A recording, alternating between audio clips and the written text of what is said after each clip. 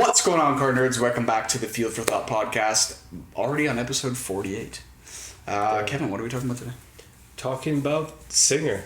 Yeah, and not people that are singing. Yeah, not singers. Yeah. Singer is a company that makes cars, and their slogan is retelling a story, a great story. Yeah, so going along with the slogan from last week with Koenigsegg, it's kind of interesting to see that. But Kevin, as he's a Porsche nerd now, he likes anything Porsche related, so he's going to tell us a great story, kind of in the light of this retelling a great story. So, Yeah, this has been one of my favorite brands for a while, ever since I saw them. I mean, they make some awesome looking cars, and we've been fortunate enough to see them in person too. So it's been really cool to see. Yeah, we saw, I believe it was the Classic and the Turbo DLS, which is insane car. Yeah, it looked huge in real life. Like, they look small in photos, but they're massive cars. Yeah, they're definitely out there. So to go back as to why this even exists in the first place, we have to cover kind of the cult following of the old Porsches, especially the 930s. So this was really when Porsche began importing cars to the US and really getting a following, because before that they were in Europe and they weren't really that popular, but also it wasn't really a Porsche. It was like a reshelled Beetle. So how I like to think of them today, but Kevin doesn't like that. This guy hates Porsche for some reason. Hey, not a hater, just a observer. You wouldn't take a GT3 or GT3 RS. Sure, yeah. If it revs to 9,900 RPM and it has a dual clutch transmission that's faster than any in the world, I'll take that one. And a huge wing, of course, but yeah. Not if it has an air vent on the back and a little Beetle engine, but... Personal preference. That's how they started, because Porsche started just reshaping. They were taking parts from Volkswagen and made a sports car with a Boxer 4 from the Golf. Yeah, so exactly. It is true, but nowadays there's nothing from a Beetle, because Beetle doesn't exist anymore. True. Yeah, they've replaced all those Beetle items. So anyways, we're getting off topic. The classic Porsches were not fast. They're just some inline six with barely any horsepower. But Porsche was very big into racing, and they were designing some insane cars, one of which was an inline six turbo. And they were super competitive with that car, did a bunch of podiums. I believe it was a 917 race car, but don't quote me on that. There's too many numbers. You should know, Porsche man. I literally bought a book and then read it, but half the stuff I already forgot. Ah, nice. I can lend it to you. It's pretty cool. Yeah, I actually do want to read that. So yeah, then they were like, why not put in a road car? So the 930 Turbo was born. And this thing took off. It was instant classic. Because at the time, there was fast cars, but not really fast cars. Yeah. And the 930 Turbo at the time didn't really have impressive numbers on paper, but from the factory they were super underrated horsepower. So in reality they had way more than they were claimed to have. And this car was the original car that was named the Widowmaker. Really? Because it was essentially, they didn't really change much. I mean, they flared the arches, bit bigger wheels, but it could not handle the power. And people were crashing these things everywhere. Because it's kind of like the Viper and everything. Yeah, but this thing, has turbo, so it was instant torque. Well, they were pretty laggy, but torque right away. And super popular and was dangerous, but people fell in love with it. Was it mostly the traction from the turbos that caused it to be dangerous? Or was it just the day and age of no traction control, no airbags, that kind of thing? So there wasn't much technology for turbos back then. They were very unstable.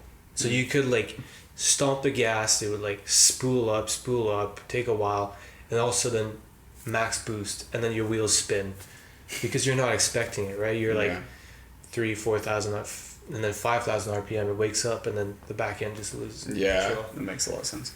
I guess that's typical of turbo lag. It's very unpredictable. And it wasn't, no traction control. It wasn't the level of what Porsche is now for being able to steer and control the car. Yeah. And that's why turbos nowadays are all-wheel drive, because rear-wheel drive is not the way to go. No. As they found out. So now let's get into what Singer produces. They wanted to capture this cult following that the 930 had and want to rebring it to now modern day. So they have the classic, which is essentially the 911 Carrera, which was the modest, no turbo, just classic inline six. And then they have the DLS, which is the Carrera, but more track focused. So there's stiffer suspension, wider arches, and then you got the turbo, which is my personal favorite. They recreated the 930 turbo, and it is beautiful. That is probably one of my favorites. It looks pretty astonishing, I gotta admit. Like, honestly, kind of wish Porsche went with this styling when they first brought it out. Can you imagine how much of a classic that would be if that's how they styled it back then? It'd be insane. Yeah. Well, it's like with a modern twist. So it has LEDs. It has... True. Imagine like the actual body panels. Yeah. Like the whole, how the whole back end when we saw it was like this huge build out with like a wing and everything. Like it just looks amazing. So the one we saw was the turbo DLS. Right. So the turbo looks exactly like the old one. The turbo DLS is insane one. Yeah, that thing looks ridiculous. So that one's technically the track focused. It was like super aerodynamic. I personally, it looks nice. I wouldn't go for that. If I was to buy one... True. It kind of, again, it's like more towards like supercar, less classic. Yeah. So I guess that's probably why I like it, but... It just looks really good. It looks like it should be in the museum, honestly. It's more of a show car. Yeah. I can see like that. You're going to car shows or like crazy car events to show that thing off, exactly. Yeah. And Singer's not the only brand that does this kind of classic retro mod of old Porsches. Probably the most popular one would be Rough. They've been doing that. They've been in business for many, many years. Their main selling line is like taking modern Porsches and making them faster, and usually body kits and all. But they also do, I think it's Yellowbird with a CR12 or one of these code names, and it's an old 930 made modern day, and that's an amazing car. It looks by far like the best out there. I don't think I've seen one actually, but I got the chance to see not the modern one, an old model in Monterey, and I just lost it. I was like, oh my god, this thing's insane. Yeah, I've never seen that, so that's pretty crazy. But yeah, it's kind of the same concept, just a 930 just made to look a bit better. Yeah. And then there's Gunther Works, which these guys are interesting. They kind of take it a step even further away from like less resto mod, just more modernize, and like full body carbon fiber, super wide low car. They do like a speedster build, and they're all pretty cool. Yeah, I mean, there's so many different variants. It's pretty crazy how, I mean, you gotta hand it to Porsche. Like, they found a recipe that works, and they just kept banging at it, and now it's just a sensation. Like, people, even on Top Gear, Jeremy Clarkson's always bullying Richard Hammond, how he likes his Beatles. But, I mean, you gotta admit, over the years, like, they took something that started out kind of shit, and they made it into something that's just phenomenal. Like, these cars are built like nothing else these days, and like, as much as I hate on them, I don't actually hate on them, but I personally wouldn't buy a normal Porsche, maybe a GT3 or something, but just the I can appreciate the amount of time and effort and robustness that goes into building something like this. Yeah. Because it does take a long time, and they've been at this for, I don't know how long, 60 years? Probably even longer. Something like that, yeah. Probably 60, yeah. Yeah, it's insane. Like, just how long they've been at it, but they've never deviated from what they thought would work, and they just took what they had and mastered it. So it's pretty cool. That's the funny thing. They actually, back in the 80s, were switching from... So they built the 928, I believe, which was the front engine, rear-wheel drive, and they were stepping away from the 911. They were like front engine, mid-engine. 944 too, I think it's another one. Yeah. They were like, this is the future. Yeah. We're moving away from rear engine V8s cars. too. Yeah. But it flopped so bad because their customer base did not want that. They stuck to even though the 911 hadn't been updated in years and was just like rebadged and rebodied. It was the same chassis, same everything. Yeah. But people were still buying it. It's crazy. Yeah. So who knows what could have happened if the 928 and 944 took off. I mean, like you said at the beginning, but I think this goes for Porsche wide. There's more or less a cult following around this, or it goes as far as saying like generational. Like it's like dads who own 911s who raise sons or daughters that drove 911s that love them. It's like something that's just passed on and on. It's just like a deep love for these cars. So it's interesting to see. I don't think many other companies have that.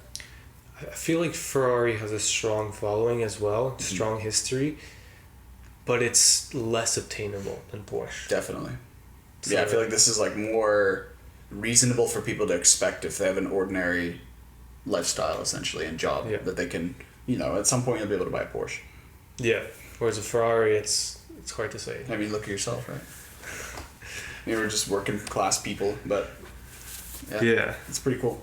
So it is something you can get to, which is kind of cool, and people see that as their dream then, and they're like, oh, okay, cool. Attainable dream. Exactly. Yeah. So one thing that always kind of amazed me is how do these companies rebrand it? So technically it's a Porsche. It's an old Porsche. How do they rebrand this car, take this idea, and sell it as theirs? It's a good point. There's all their patents and, their branding. Yeah, because... it's a Porsche. You can't rename something. I can't just take something. You can't steal it and make your own company. It doesn't work. Yeah. But there's a golden rule, which I think is if 70% or more of the parts on the car are of your own, or like you installed them or designed them, then it technically becomes your ownership, or not ownership, your like variant of that. Yeah.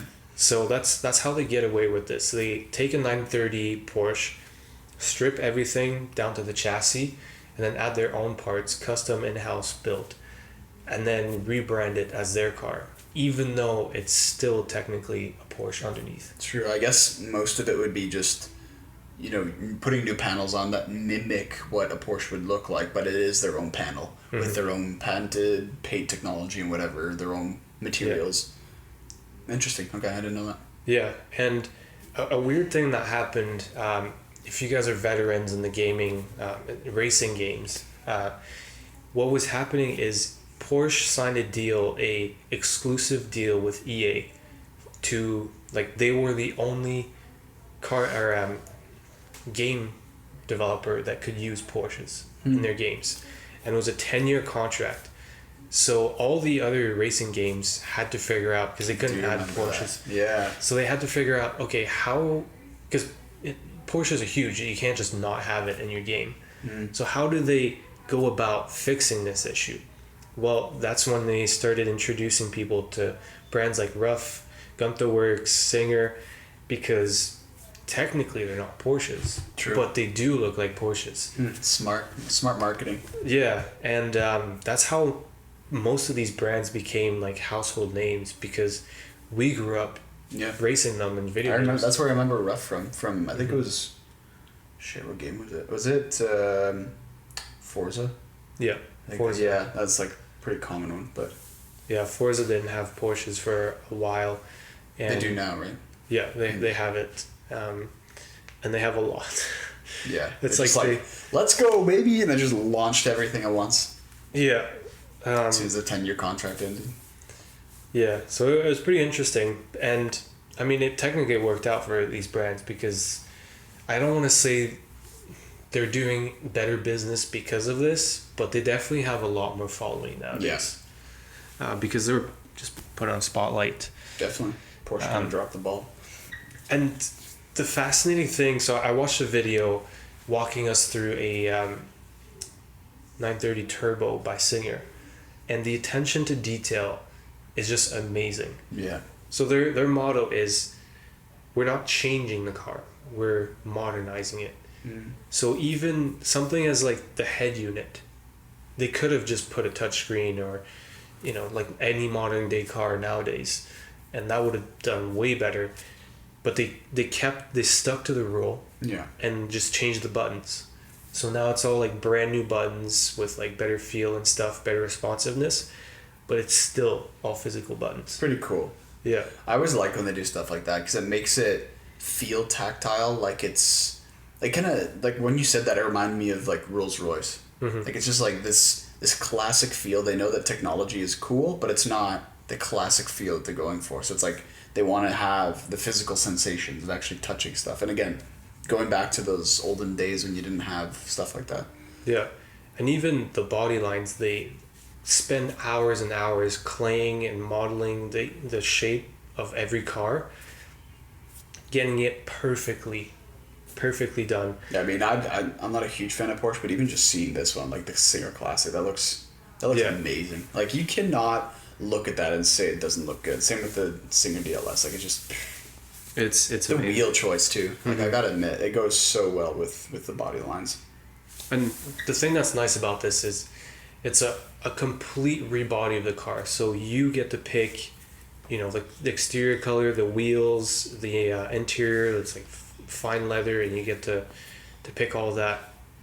Yeah. Just full creative control. It's awesome. And then, you know, rebuilds the engine, transmission, everything's new on this car. So you're essentially, it's almost like going back in the 70s and being able to order this car from factory how you want it. So you get old people to feel young again, I guess. Yeah, exactly. And the Singer Turbo is just so amazing. I love that colorway too, with the kind of mint green. Yeah. Honestly, you know what I've started to realize too? These older Porsches, they don't... Like, there's so many cars that look so similar, but this is the only type of car that has its distinct look. Mm-hmm. Even like modern Porsches, right? Like, you see like Audis that look like BMWs, that look like Hyundais, but like you don't see anything that looks like a GT3 or anything that looks like even just like a normal Carrera car. Like the front end especially, like those round lights, nothing really comes close to that. So that's kind of one thing I do like even here, those older cars, like they stand out in like a parking lot because they look so different and so unique. So it's very impressive how they've been able to do that over the years. Yeah. And now the hard pill to swallow is because all this is custom, obviously it's going to cost a lot of money. Yeah. And we're not talking about like, you know, a couple $100,000s. These cars are usually well in the millions to build. And worst of all, you have to bring your own Porsche. So you have to source the old 930. Oh, you do? Bring it to them, and then they disassemble it, rebuild it, and then send it to you. It's even worse. Yeah, so it is. At least find the Porsche for you, goddammit. Well, I'm assuming like people that do this have attachment to the car. That makes sense. It's like a reason why they're doing it. They're making their baby new again, I guess. I guess that makes a lot of sense, actually. Yeah, and I could only find one for sale in the U.S., and it is $3.2 million. I'll take a Gira RS, but yeah. Yeah, like, what would you do that? Let's say if you had the money. 10 million? Probably not. I'm gonna be honest. I would probably buy something else, or multiple cars. That is, because you can buy quite a few cool cars. But again, if you're one of those diehard lovers of Porsches, I completely understand why you would if you had the money to. Because it all comes down to the experience again. Like if you love that car, you grew up in it, you've loved this thing for years, and now it's died, or you want to make it more modern, or it's rusting or rotting or whatever, and you want to put this kit on it. Like like it's just that's the way to go. Like if you want to revive this thing, it's gonna bring you so much joy. So I think it is worth it if you are that kind of person. Again, not what I would do, but it's hard to like justify the price. Yeah, 3.2 is excessive. You're getting like for that price point, you're not getting that much car. No, it's not like some crazy. I think they go up to 600 horsepower. It's still manual transmission, but like you can get so much more for that much. So, yeah, that's what I keep thinking too. That's why I say it's not for me. But again, I don't know. I'm sure people are buying it because there's quite a few floating around. I think I've seen one in person, probably in Monterey. Yeah. Actually, no. Maybe, I don't know. I'll put a photo in of the DLS Turbo that we saw. Yeah. At the, I think it was Driven, right? Yeah. The Driven car show at Canadian Tire Motorsports Park, I think it's called. But yeah, I'll pop a photo in here because that thing looked fantastic. But and we'll link the video I got inspiration from. Yeah. It's just a tour of their factory plus a deep dive into the Singer Turbo. Really cool watch. I fascinated and yeah. It's always a good watch. I think Top Gear might have done an episode at some point. Probably, yeah. Because they're always good at telling you, true value and everything. So it's an interesting take. I think they got Clarkson to do it, so it was always kind of fun. Yeah. But yeah, cool. Anything else? That's it. Awesome. Hope you guys enjoyed the episode. We'll see you next week for episode 49. Goodbye.